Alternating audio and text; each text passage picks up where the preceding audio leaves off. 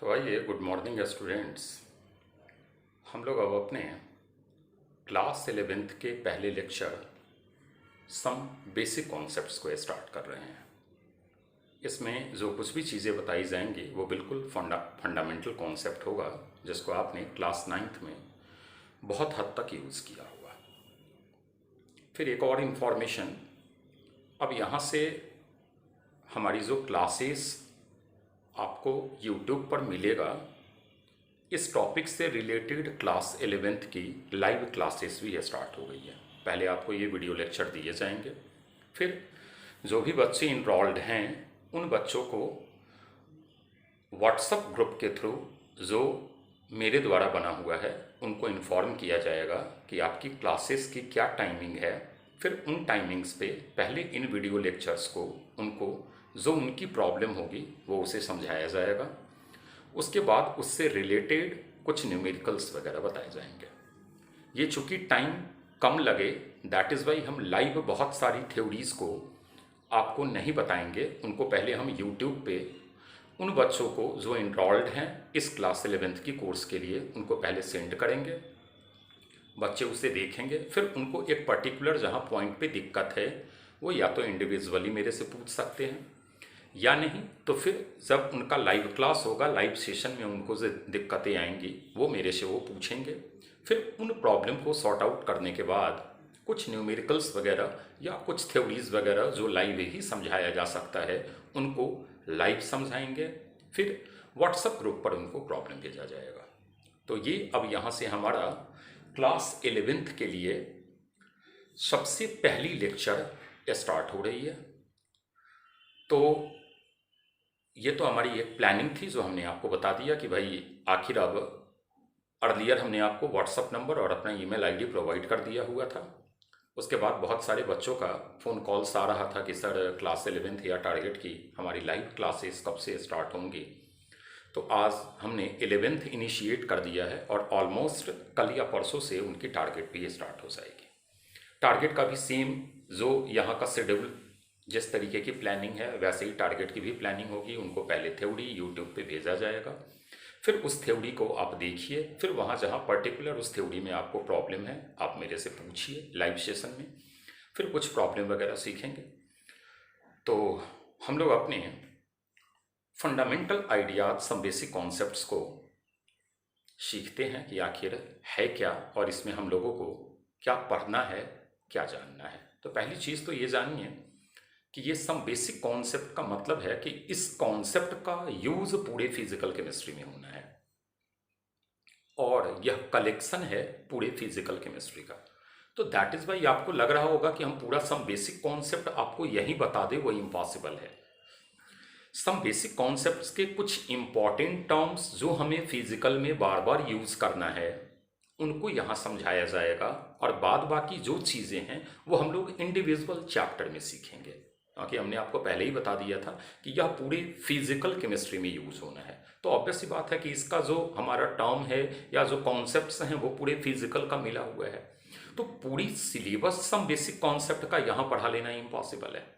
लेकिन हाँ, इतनी चीज़ें आपको ज़रूर बताई जाएंगी कि आप फिजिकल में उसे बेटर तरीके से यूज कर सकें। अब जैसे मान लीजिए कि हम यहाँ पढ़ाएंगे सॉलिड, लिक्विड, गैस। अब हमारा सॉलिड, लिक्विड और गैस चैप्टर ही अलग है केमिस्ट्री का।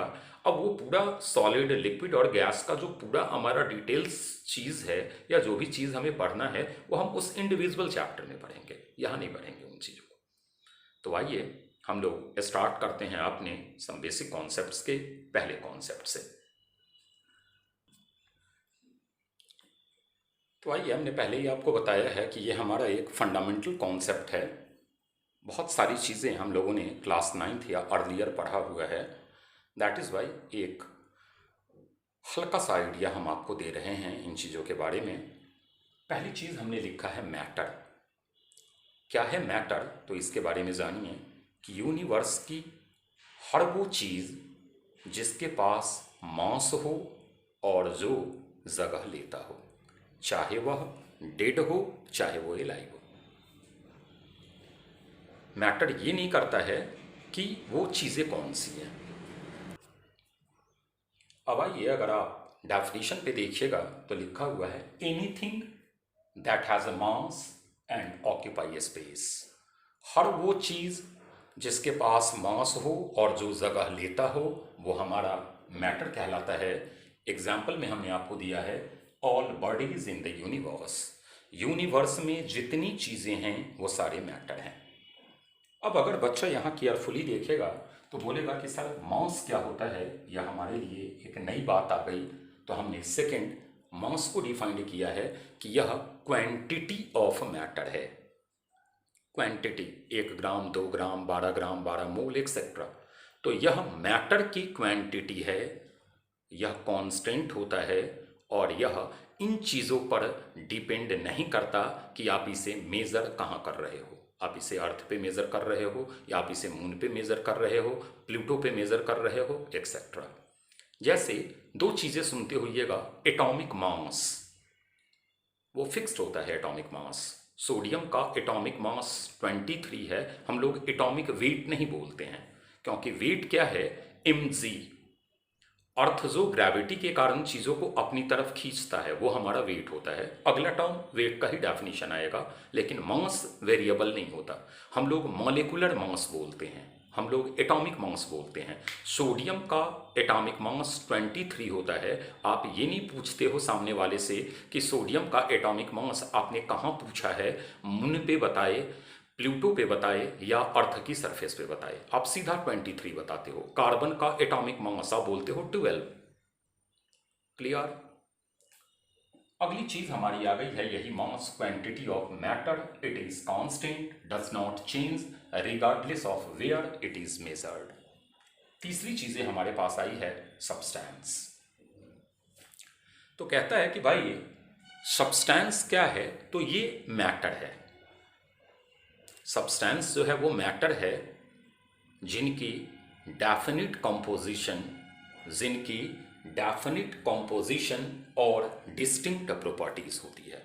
डेफिनिट कंपोजिशन, जैसे अगर हम वाटर बोले तो आप वाटर में बोलिएगा, अर्लियर आप पढ़े हुए हैं, यहाँ हाइड्रोजन 2 ग्राम है और ऑक्सीजन 16 ग्राम है। मतलब वाटर में ये जो हाइड्रोजन और ऑक्सीजन का वेट रेशियो है 2:16, यह डेफिनिट होगा, ये चेंज नहीं होगा। ऐसा नहीं है कि H2O अर्थ की सरफेस पे 2:16 का अगर वेट रेशियो रखे हुए है तो ये मून पर आप जाइएगा तो ये रेशियो कुछ और हो जाएगा, ये यही रहेगा।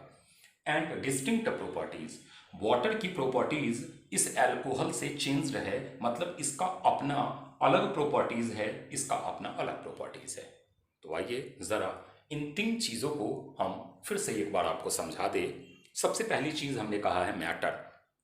अगर आप व्हाइट बोर्ड को बहुत केयरफुली देख रहे होइएगा तो हमने कहा है कि यूनिवर्स की हर वो चीज जिसके पास मास हो और जो जगह लेता है वो हमारा मैटर कहलाता है। फिर हमने आपको सेकंड बातें बताई कि मास क्या होता है, तो हमने कहा कि it is a quantity of matter. Matter की क्वांटिटी को मास बोला जाता है। ये कांस्टेंट है, ये इस चीज़ों पर डिपेंड नहीं करता कि आप इसे मेज़र कहाँ कर रहे हैं। फिर तीसरी चीज़ हमने आपको कहा है कि सब्सटेंस। हमने कहा है कि भाई सब्सटेंस जो है वो मैटर होता है, लेकिन इनकी डेफिनिट कंपोजिशन और डिस्टिंक्ट प्रॉपर्टीज़ होती है। जैसा हमने अभी आपको वाटर में बताया कि अगर आप वाटर की बात करो तो हाइड्रोजन और ऑक्सीजन का जो वेट रेशियो है वो ऑलवेज 2:16 फिक्स्ड रहेगा। इसकी प्रॉपर्टीज़ अलग होगी एज कम्पेयर टू जो आपने मिथाइल अल्कोहल लिखा हुआ है CH3OH। उम्मीद करें यहाँ तक कि ये 3 बातें आपको समझ में आ गई होगी। मतलब आज के बाद आपको कोई मैटर पूछे, दिमाग में क्लियर है। आज के बाद कोई मास बोले, क्लियर है ब्रेन में। आज के बाद कोई सब्सटेंस बोले, क्लियर है कि हमारा सब्सटेंस क्या होता है। बढ़िए आगे। आइए अब हम 4th चीज़ को डिफाइन कर रहे हैं और ये 4th चीज़ हमारा वेट है। और हमने कहा है वेट के बारे में अर्लियर भी आपको बताया था कि भाई ये मास नहीं होता है, ये हमारा फोर्स है। कौन सा फोर्स? जिससे किसी भी ऑब्जेक्ट को अर्थ अपनी तरफ ग्रेविटेशनल एक्सेलरेशन के कारण अट्रैक्ट करती है। मतलब weight is equal to mass into acceleration होता है। जब आप किसी कंपोनेंट की मास में अगर ग्रेविटेशनल एक्सेलरेशन से मल्टीप्लाई करते हो तो आप वेट ऑब्टेन करते हो। क्लियर है यहाँ तक की बातें? अब आइए, अभी हमने आपको बताया कि भाई मैटर हमारा क्या है, तो यूनिवर्स की हर चीज़ें मैटर हैं। तो मतलब बहुत बड़ी यूनिट हो गई मैटर की। तो अब इतनी बड़ी यूनिट है तो इसका एक सिस्टमेटिक स्टडी किया जाए जिससे स्टडी करने में प्रॉब्लम नहीं आए। तो मैटर को क्लासिफाई कर दिया गया, बांट दिया गया दो सेगमेंट में, एक फिजिकल क्लासिफिकेशन और एक केमिकल क्लासिफिकेशन।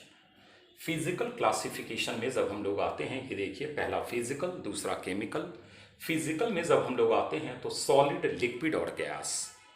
अब ये जो सॉलिड, लिक्विड और गैस है ना, इसको हम लोग अब यहाँ एक्सप्लेन नहीं करेंगे, क्योंकि इन चीज़ों की ज़रूरत हमें यहाँ नहीं पड़ेगी, इसलिए इसे यहाँ एक्सप्लेन नहीं करेंगे। क्योंकि हमारा क्लास 11th और 12th मिलाकर इंडिविजुअल चैप्टर ही है सॉलिड स्टेट, लिक्विड स्टेट और गैसेस स्टेट। तो हम पूरी डिटेल्स वहाँ जानेंगे इसके बारे में। फिर आ जाइए, जब आप केमिकल क्लासिफिकेशन पे आते हो तो ये हमारा मिक्सर और प्योर सब्सटेंस में क्लासीफाई हो जाता है। अब मिक्सर पे आ जाइए, तो मिक्सर फिर दो तरीके का है, 9th वगैरह में पढ़े होइएगा। मिक्सर दो पार्ट में क्लासीफाई किया गया है, होमोजीनियस, हेट्रोजीनियस।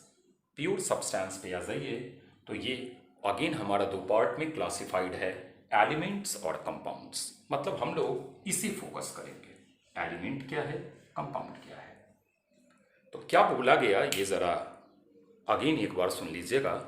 मैटर की बहुत बड़ी यूनिट थी तो उनका एक सिस्टमेटिक स्टडी किया जाए। उस सिस्टमेटिक स्टडी के लिए मैटर को दो पार्ट में क्लासिफाई कर दिया गया। पहला हमारा क्लासिफिकेशन था फिजिकल और दूसरा हमारा क्लासिफिकेशन था केमिकल। फिजिकल क्लासिफिकेशन में मैटर को सॉलिड, लिक्विड, गैस में क्लासिफाई किया गया। केमिकल क्लासिफिकेशन पे अगर आप आ जाइए तो मिक्सर को दो पार्ट में क्लासिफाई किए गए थे, मिक्सर और प्योर सब्सटेंस। मिक्सर को फर्दर दो पार्ट में क्लासिफाई किया गया, homogeneous, heterogeneous, pure substance, elements और कंपाउंड्स। मतलब एक बात तो आज के बाद क्लियर हो गया कि एलिमेंट्स और कंपाउंड्स ऑलवेज प्योर सब्सटेंस होते हैं। और सब्सटेंस क्या है, तो मैटर है जिनकी डेफिनिट कॉम्पोजिशन और डिस्टिंक्ट प्रॉपर्टीज होती है। क्लियर, यहाँ तक की बातें समझ में आ गई। अब हमने आपको क्या कहा कि भाई हम solid, liquid, gas, mixer, homogeneous, heterogeneous, इन सब के बारे में यहाँ डिटेल्स नहीं पढ़ेंगे, क्योंकि ये सारा हमारा इंडिविजुअल चैप्टर है। हम लोग जानेंगे, यहाँ फोकस करेंगे अपने आप को elements, compounds, molecules, atoms, etceteras. Clear है?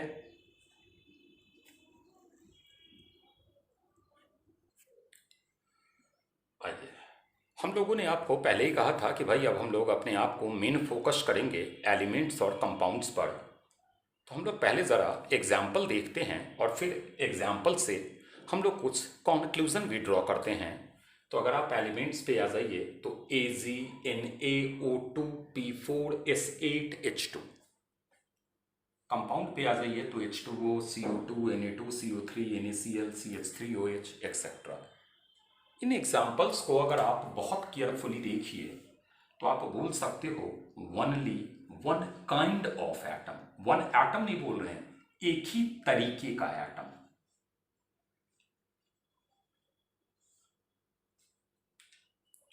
हाँ, अलग बात है कि उसमें ये मोनो एटॉमिक है।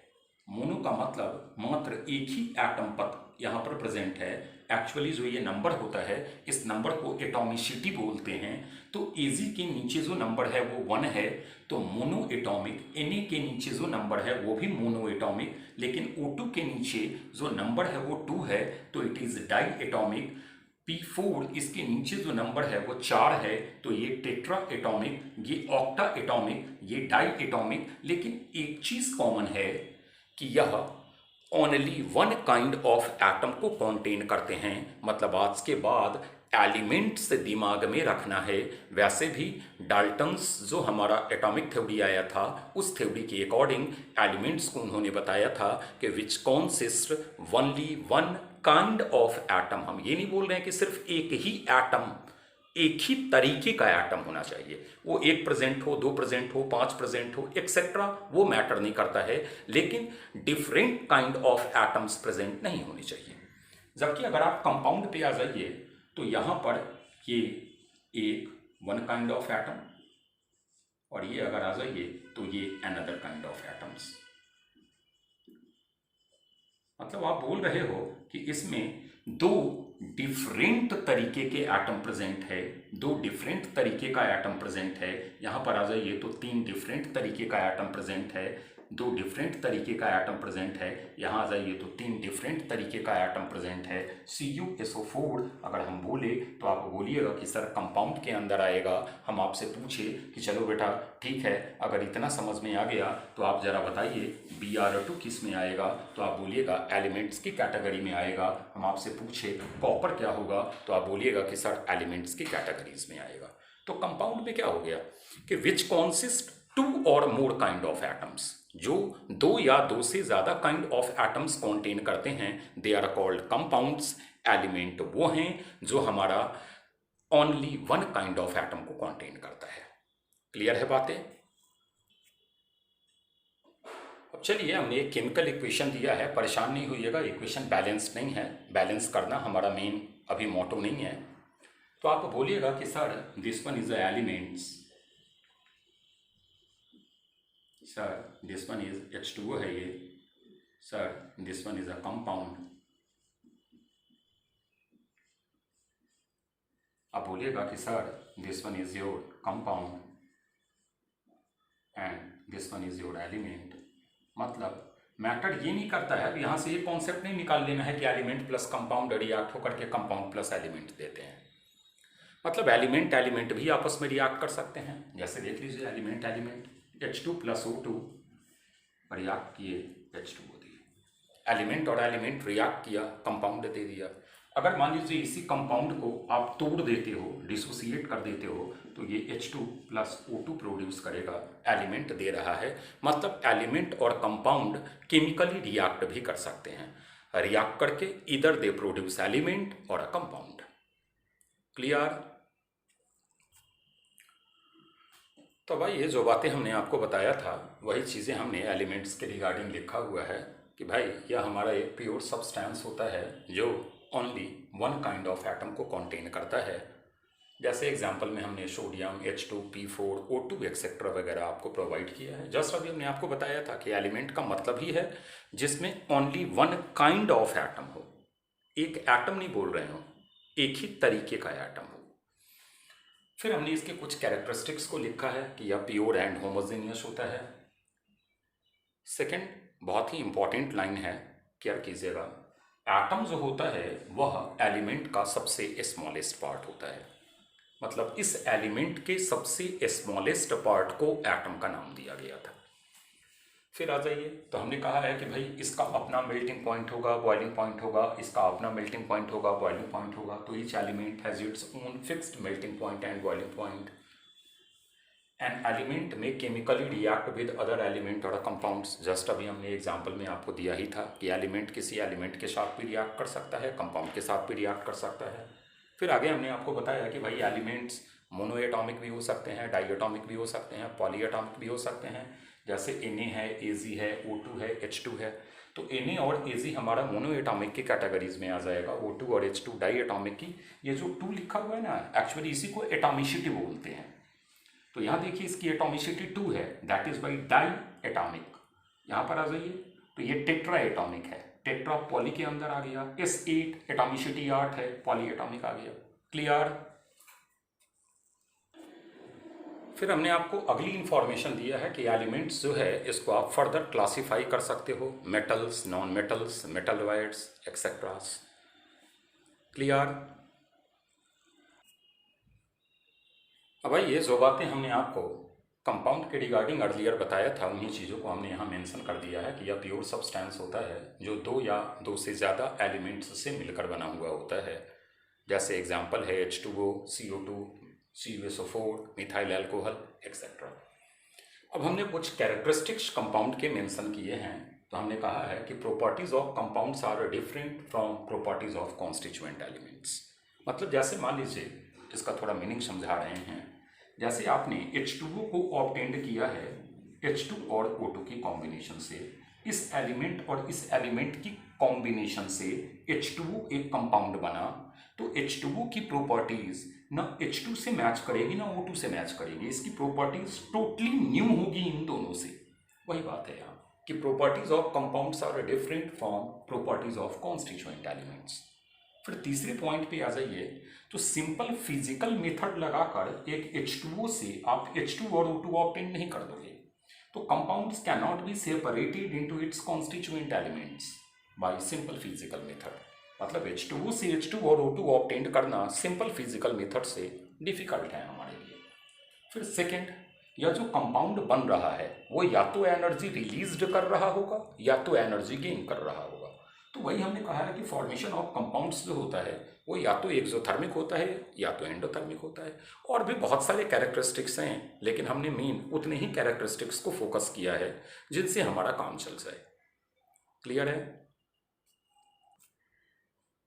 आइए अब ज़रा अगली बात को हम लोग समझे कि मॉलिक्यूल्स हमारा क्या होता है। हमने अभी आपको एलिमेंट समझाया, हमने अभी आपको कंपाउंड समझाया, एटम भी हमने आपको बता दिया है कि भाई एक एलिमेंट का जो सबसे स्मॉलेस्ट पार्ट होता है वो हमारा एटम होता है। अब हम लोग ज़रा मॉलिक्यूल्स के बारे में समझते हैं कि भाई मॉलिक्यूल्स आखिर हमारा क्या है। तो सुनिएगा पहले हमारी बातों को केयरफुली। तो मैटर का जो सबसे स्मॉलेस्ट पार्ट होता है वो एटम होता है। एक मैटर का जो सबसे स्मॉलेस्ट पार्ट है वो एटम है। अब एटम के साथ प्रॉब्लम ये है कि एटम जो है वो अकेला भी एग्जिस्ट कर सकता है और एटम कंबाइंड फॉर्म में भी एग्जिस्ट हो सकता है। एटम की अकेला एग्जिस्टेंस भी है और एटम का कंबाइंड फॉर्म में भी एग्जिस्टेंस हो सकता है। अब कहता है कि मेटल्स का जो एटम्स का जो इनडिपेंडेंट एग्जिस्टेंस है, अकेला एग्जिस्टेंस है। फिर से एक बार बातों को सुनना, कंफ्यूज हो गए क्या बोल रहे हैं, इसको जरा केयरफुली सुनिएगा। किसी भी मैटर के स्मॉलेस्ट पार्ट को हम लोग एटम का नाम दिए कि भाई हमारा एक मैटर है, उस मैटर का जो सबसे स्मॉलेस्ट पार्ट आएगा वो हमारा एटम कहलाएगा। अब हमने आपको कहा कि एटम जो है वो या तो फ्री स्टेट पे भी एग्जिस्ट हो सकता है या तो कंबाइंड स्टेट पे भी एग्जिस्ट हो सकता है। फ्री स्टेट अकेला, कंबाइंड स्टेट मतलब वो किसी के साथ कंबाइंड हो। अब फिर आगे की बात बता रहे हैं कि मोस्टली मेटल्स जो होते हैं उनकी फ्री स्टेट पे जो एग्जिस्टेंस होती है, वह फ्री स्टेट पे जो एग्जिस्टेंस होती है वो थोड़ा सा समवट मैनर पे डिफिकल्ट होता है, क्योंकि वह उस एटम को अनस्टेबल बना देता है। इस इंस्टेबिलिटी के कारण एटम्स जो हैं वो एक दूसरे के साथ कंबाइन कर लेते हैं और कंबाइन करके मॉलिक्यूल्स की फॉर्मेशन करते हैं। बातें समझ में नहीं आई तो आइए इन चीज़ों को पहले अब हम ज़रा इन चीज़ों को पढ़ दे, मिटाएंगे, फिर समझाएंगे। The smallest part of matter is atom. These atoms may और may not exist in free state. कर भी सकता है, नहीं भी कर सकता है। Most of these metals are incapable of independent existence. Mostly metals जो है उनका इंडिपेंडेंट एग्जिस्टेंस नहीं होता है, क्योंकि they are highly unstable due to instability. Atoms या तो सेम टाइप का या तो डिफरेंट टाइप का can join together to form molecules. समझते हैं बातों को, हटाते हैं इसे, फिर नीचे वाली लाइन को भी समझेंगे।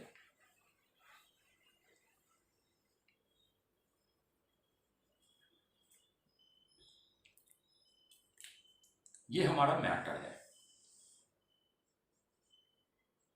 मतलब यूनिवर्स। इसका जो सबसे स्मॉलेस्ट पार्ट है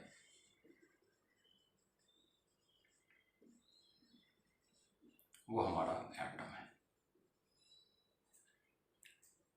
अब कहा कि भाई एटम है क्या, तो या तो ये फ्री स्टेट पे एग्जिस्ट हो सकता है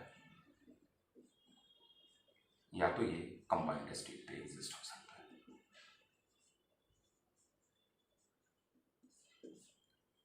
अब फ्री स्टेट पर जो इसका एग्जिस्टेंस है या जो फ्री स्टेट पे इसकी एग्जिस्टेंस है, यह बहुत कम होती है due to unstably, due to unstable. तो फ्री स्टेट पे जैसे आ गया, हम बोले Na है, Mg है, Cu है, एक्सेट्रा, इसको हम लोग नाम देते हैं एटम का ही। अब कंबाइंड स्टेट पे आ जाइए तो आप O नहीं बोलते हो, आप बोलते हो O2। अब ये कंबाइंड स्टेट पे आ गया, मतलब दो ऑक्सीजन एटम से ये कंबाइन होकर के O2 फॉर्म किया, तो इसको क्या बोलोगे? मॉलिक्यूल्स। अब जरा O2 को आप रिकॉर्ड कीजिए, तो O2 एलिमेंट है या कंपाउंड है? तो आप बोलोगे कि सर ये एलिमेंट है, तो आप इसको बोलिएगा मॉलिक्यूल्स। किसका? एलिमेंट का।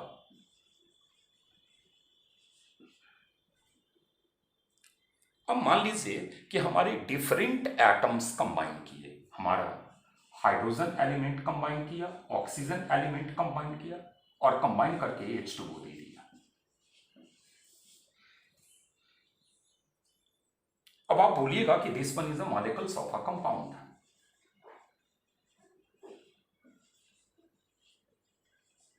क्यों? क्योंकि H2O हमारा कंपाउंड है। अब फिर से एक बार हम आपको समझा दे रहे हैं, जरा समझिएगा। मॉलिक्यूल्स के बारे में हमने आपको क्या कहा कि भाई एक मैटर का जो सबसे स्मॉलेस्ट पार्ट है वो हमारा एटम होता है। एटम फ्री स्टेट पे भी एग्जिस्ट करता है और एटम कंबाइंड स्टेट पे भी एग्जिस्ट होता है। फ्री स्टेट पे जो एटम की एग्जिस्टेंस है वो रेयर होती है, बहुत कम एटम्स फ्री स्टेट पे एग्जिस्ट करते हैं, क्योंकि वो एटम को अनस्टेबल बना देता है। मोस्टली एटम्स जो है वो कंबाइंड स्टेट पे ही हमारा एग्जिस्ट होता है। अब अगर वो कंबाइंड स्टेट पे एग्जिस्ट हो रहा है तो या तो वो सेम एलिमेंट या सेम एटम से कंबाइन करके, या तो वो डिफरेंट से। तो अगर सेम से वो कंबाइन होकर के जो प्रोड्यूस कर रहा है, जो कोई भी चीज़ हमें मिल रही है, तो they are the molecules of an element. और अगर डिफरेंट से कंबाइन करके जो चीज़ें उसने प्रोड्यूस किया है, they are molecules of a compound. Clear?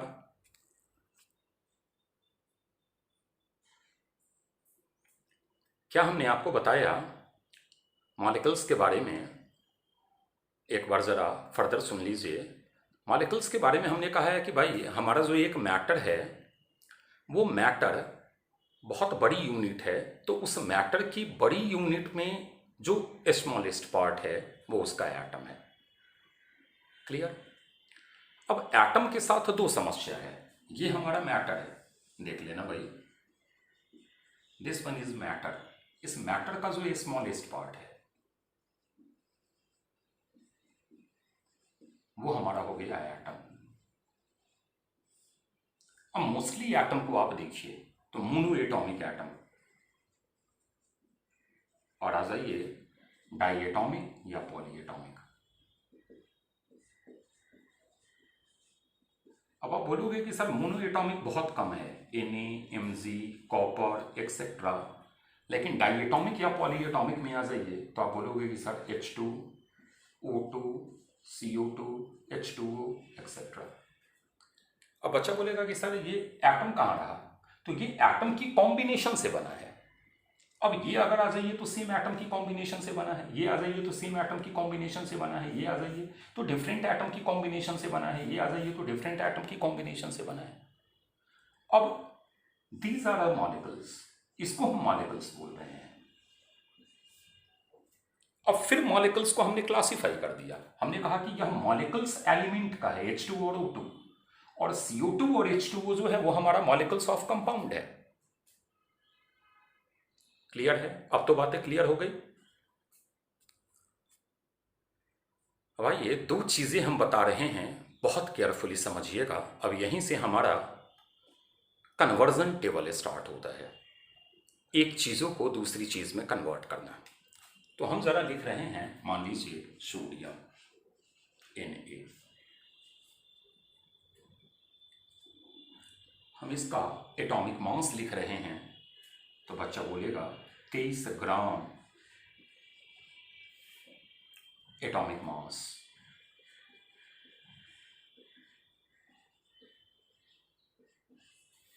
हम लिखे सोडियम, बच्चा बोला सर 23 AMU एटॉमिक मास। यह एटॉमिक मास इन ग्राम है,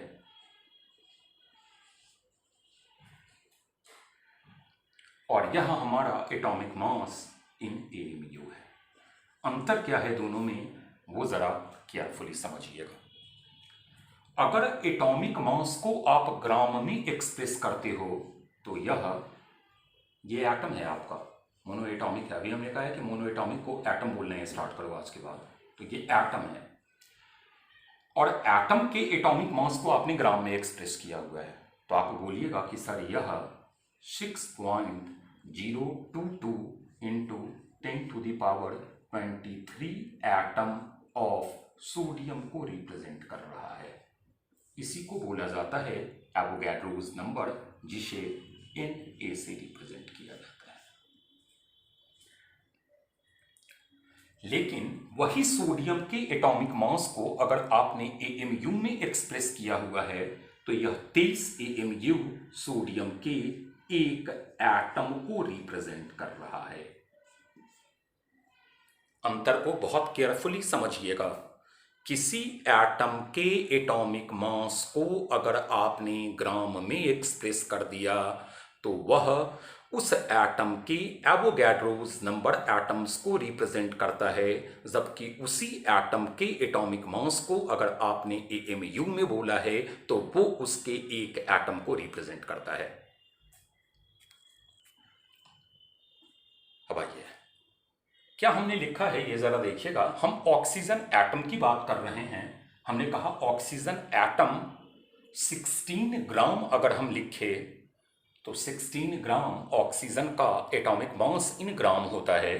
तो आप बोलिएगा कि सर 16 ग्राम ऑक्सीजन के एवोगैड्रोस नंबर 6.022 इंटू 10⁻23 एटम्स को रिप्रेजेंट कर रहा है। लेकिन इसी को अगर हम सर 16 AMU में लिखे तो यह ऑक्सीजन के एक एटम को रिप्रेजेंट कर रहा है।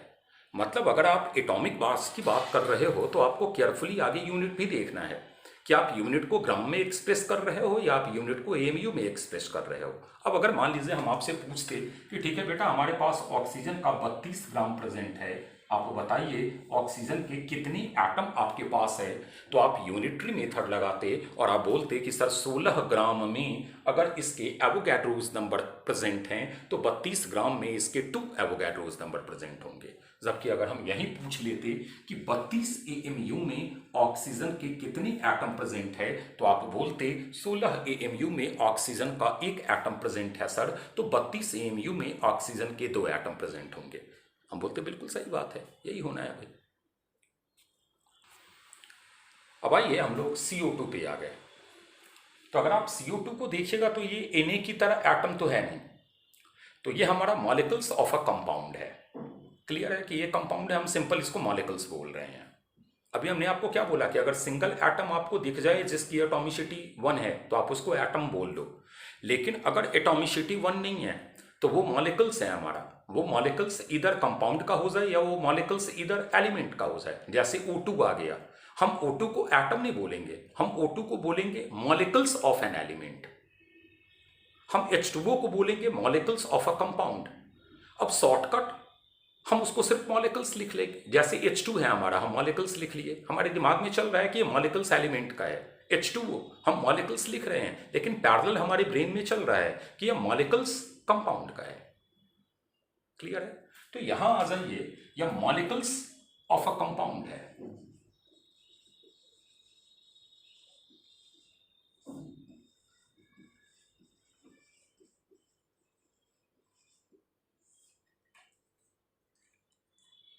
तो 44 ग्राम इसका मोलिकुलर मास है।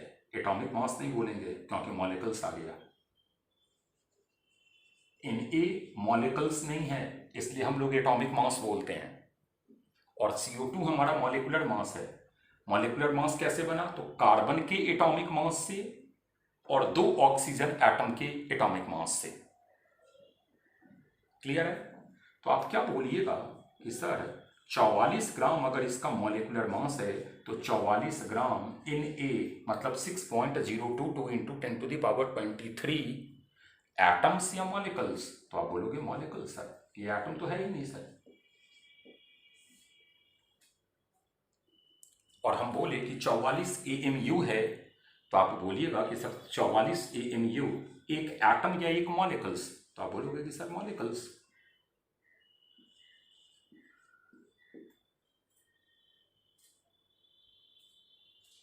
किसका? Molecules of CO2। ये इन्हीं मॉलिक्यूल्स किसका? CO2 का।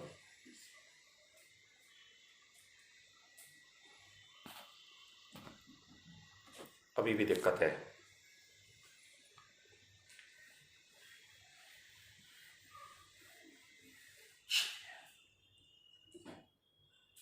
तो हम लोग अभी क्या कर रहे हैं, एटॉमिक मास ग्राम वाला एक बात आपको बताते हैं। एटॉमिक मास, मॉलिक्यूलर मास की बात नहीं कर रहे हैं, एटॉमिक मास इन ग्राम। एटॉमिक मास का मतलब ये नहीं हुआ, एटॉमिक मास इन का मतलब कार्बन हुआ, एटॉमिक मास का मतलब ऑक्सीजन हुआ, एटॉमिक मास का मतलब क्लोरीन हुआ। एटॉमिक मास, हम मोनो एटॉमिक बार बार बोल रहे हैं, हमारा डाई एटॉमिक या पॉली एटॉमिक आ जाएगा तो हम उसको हम मॉलिक्यूल्स बोलेंगे, उसको हम एटम नहीं बोलेंगे। चलिए, atomic mass in gram is called gram atomic mass. बहुत केयरफुली समझिएगा, एटॉमिक मास अगर ग्राम में है तो वो एवोगैड्रोस नंबर एटम को रिप्रेजेंट करता है।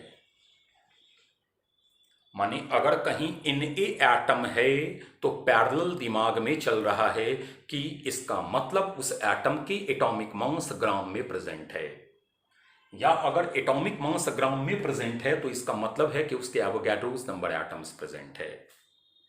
एटॉमिक मास इन ग्राम एक मूल के बराबर होता है, मतलब एवोगैड्रोस नंबर एटम्स एक मोल को रिप्रेजेंट करता है, या एक ग्राम एटम को रिप्रेजेंट करता है। एक ग्राम, यहां यूनिट सिर्फ ग्राम है, यहां यूनिट सिर्फ एटम है, यहां यूनिट मोल है, यहां यूनिट ग्राम एटम है। ये अलग यूनिट है, ये अकेला ग्राम है, ये अकेला एटम है, ये मोल है, ये ग्राम एटम है। मतलब आज के बाद आपने याद रखना है कि अगर किसी एटम के एटॉमिक मास को आपने ग्राम में रिप्रेजेंट किया हुआ है तो वो एटॉमिक मास उसके एवोगैड्रोस नंबर एटम्स को रिप्रेजेंट कर रहा है, या तो उसके एक मोल को रिप्रेजेंट कर रहा है, या तो उसके एक ग्राम एटम को रिप्रेजेंट कर रहा है। इसी को अगर हम टेबल पे बना ले तो हम लोग लिख सकते हैं एक मोल या तो एक ग्राम एटम है, या तो एटॉमिक मास ग्राम के बराबर है, या तो एवोगैड्रोस नंबर एटम्स प्रेजेंट है। एवोगैड्रोस नंबर की वैल्यू 6.022 इंटू 10⁻23 है। ये तो जब हमारा एटम था तब की बात है। अब अगर मान लीजिए मॉलिक्यूल्स आ गया हमारे पास, O2 आ गया, H2O आ गया, CO2 आ गया, सेम बातें होती है। एक मोल, एक ग्राम, यहां एटम था तो एटम, तो यहां एक ग्राम मॉलिक्यूल्स। यहां एटॉमिक मास था क्योंकि ये एटम था, तो यहां बोलिएगा मॉलिक्यूलर मास। किस यूनिट में?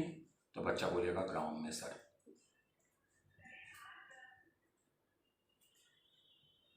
या तो आप बोलिएगा एवोगैड्रोस नंबर एटम्स की मॉलिक्यूल्स, तो बच्चा बोलेगा मॉलिक्यूल्स सर। इसमें एक एडिशनल चीजें आ जाती है, वो यहां भी आएंगे। अगर गैस है तो उसको इस साइड बना देते हैं। एक और एडिशनल चीजें आती है 22.4 लीटर एट STP। ये सिर्फ गैस के लिए एप्लीकेबल होता है। मतलब अगर कोई मोनो एटॉमिक में हमको गैस मिल गया तो हम उसके लिए भी बता सकते हैं 22.4 litre at STP, standard temperature pressure, gases state में मिलेगा ये वाली बात। तो आज हमने जो एक बेसिक फंडामेंटल आइडियाज था वो हमने आपको समझा दिया।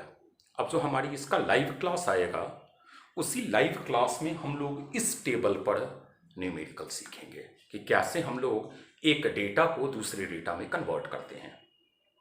क्लियर है? यहाँ तक की बातों में कोई दिक्कत नहीं?